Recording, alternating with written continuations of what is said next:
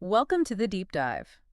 Today, we're looking at something I think many of you might recognize. hmm Either you've done it or you've definitely seen it. Mm. The whole art of looking busy at work, even when maybe your plate isn't quite full. Right. It's that performance aspect of work. Well, we've got some actually quite funny takes on this, looking at the strategies people use. Exactly. And our goal here, for you listening, is really to unpack these dynamics, understand why this happens, maybe get a few chuckles, but mostly just understand this side of workplace culture. Yeah, it's revealing, isn't it, that these guides even exist. It suggests that how productive you seem can sometimes matter just as much as what you actually, produce. Or maybe even more in some places. Could be. So looking at how people do this tells us a lot about the pressures, the expectations that drive this kind of productivity theater. Okay, let's get into it. Our Mm. sources lay out this kind of hierarchy, levels of faking it almost. Level one is the minimalist grind. What's that about? Well, think basic. You open a spreadsheet, maybe it's blank, maybe not. You squint at it now and then. The data analysis squint. Very important. Precisely. And maybe click rapidly between a few tabs. Tap the keyboard a bit for sound effects. Right, just creating that baseline buzz of activity. Exactly. It's about the sensory output. Visuals, sounds, low effort, but it projects engagement, even if it's, simulated engagement. Okay, makes sense. Then we level up. Level two, the meeting alchemist. This sounds more sophisticated. It is. It uses language more. Think about phrases like, let me take this offline, Ah, the classic, which our sources translate as I will never think about this again. Perhaps a bit cynical, but there's a kernel of truth sometimes. Definitely. And what's the pro move here? Oh, the intense nodding while scribbling. Complete nonsense, potentially, in the notebook. Uh-huh. While thinking, wait, what did they just say? Or maybe, what am I going to have for lunch? Right. It's all about fulfilling the expected role in that meeting setting. Taking it offline sounds responsible, and scribbling looks attentive. It deflects scrutiny. It's clever. Okay, so what's the peak? Level three. The deep work virtuoso. This is about projecting intense, uninterruptible focus. Ah, the do not disturb sign is lit, metaphorically or literally. Exactly. Slack status set to something vague but important sounding, like heads down on Project Alpha. Implying you're wrestling with quantum physics or something? While, as our source jokingly suggests, you might actually be, I don't know, alphabetizing your spice rack. Yeah. So what's the psychology there? Why does that intense focus signal work so well? Because we value deep work, right? Yeah. So signaling you're in that state creates a boundary. People respect it. And the vagueness is key. It lets others imagine you're doing something crucial, something demanding. Okay. Now let's get really practical. The sources talk about the fine art of mouse jiggling, keeping that status active. Ah, yes. A whole technique to it, apparently. Step one, the micro movement. What's that? It's subtle.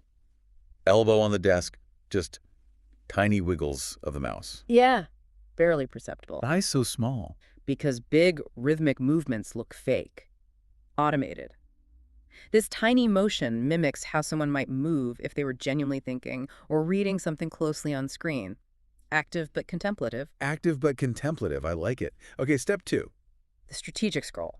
This one's pretty simple. You might be, say, browsing Reddit, Hypothetically, of course. of course. But you hold down the page down key, so it looks like you're slowly, methodically reviewing a very long, important document. Smooth. Just a constant, slow scroll. It occupies the screen plausibly. It suggests engagement with something substantial without needing any actual brain power at that moment. Ingenious. And the grand finale, step three. The emergency click storm. Picture this. Someone's approaching, or you just feel the need for a burst of activity. Right. So you start clicking frantically, maybe in empty folders, maybe just on the desktop. And you mutter, What do you mutter? where's that file? Something like that. Bonus points for a dramatic sigh. A sigh that speaks volumes about your dedication and struggle. Exactly. It taps into that universal frustration of lost files. It's a short, sharp burst of visible problem solving, even if the problem is, well, made up. And if all else fails, the ultimate excuse. The cornerstone of modern excuses. Sorry, my Wi-Fi's being really laggy today.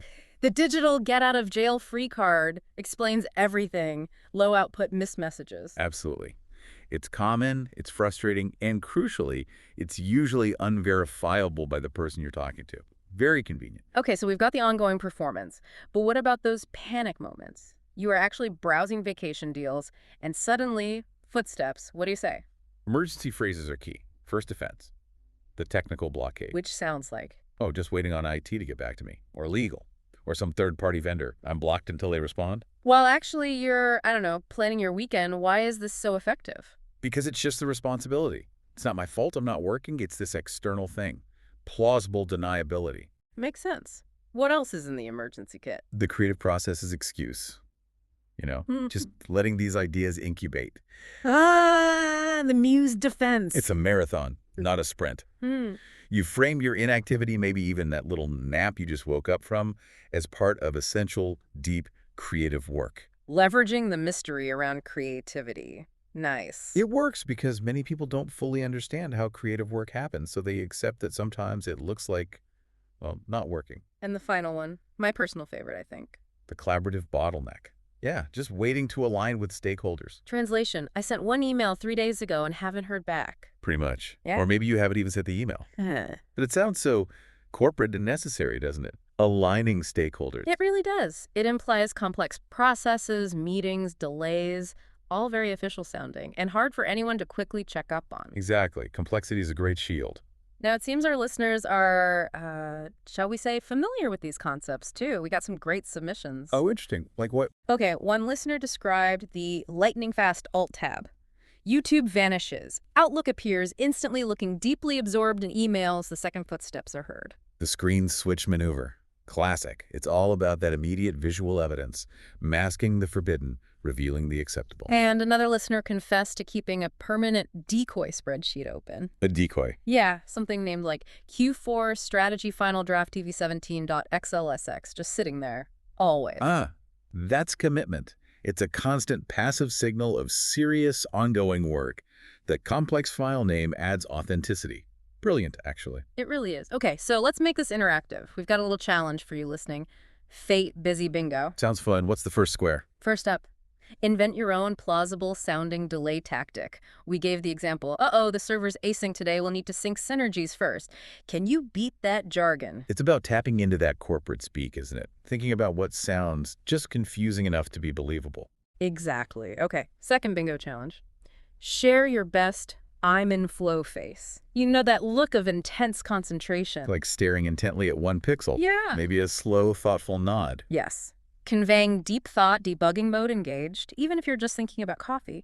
What does your peak concentration face look like? It's all nonverbal cues, projecting that focus. Third challenge. Describe your work ethic today using only 3 emojis. Our example was the laptop, the sleeping face, and the exploding head. Relatable. Emojis are great for that quick, funny summary of complex feelings about work, right? Totally. What are your 3? And finally, number 4. Share an example of your best business on top, PJs below, work from home outfit. The mullet outfit, business on the screen, comfort off screen, acknowledging the unique realities of remote work. A little peek behind the Zoom curtain. So yeah, try those out, reflect on them. It's all a bit of fun, but it touches on real workplace stuff. Definitely. So as we wrap up this deep dive into, let's call it performance productivity, our final thought, go forth and simulate urgency. Responsibly, of course. Or at least understand why others might be doing it. These tactics, humorous as they are, really do highlight the pressures and expectations in many jobs. It makes you think, what's driving this need to look busy all the time? A question to ponder. Now, next time, we might be exploring how to nod effectively in your performance review while secretly polishing your resume. Or perhaps turning your chaotic job history into a strategic narrative that isn't just, I really hated my last bosses. Intriguing possibilities. We hope today gave you some food for thought and maybe a laugh or two. Yeah, hopefully it shed some light on those everyday workplace dynamics. Until our next deep dive.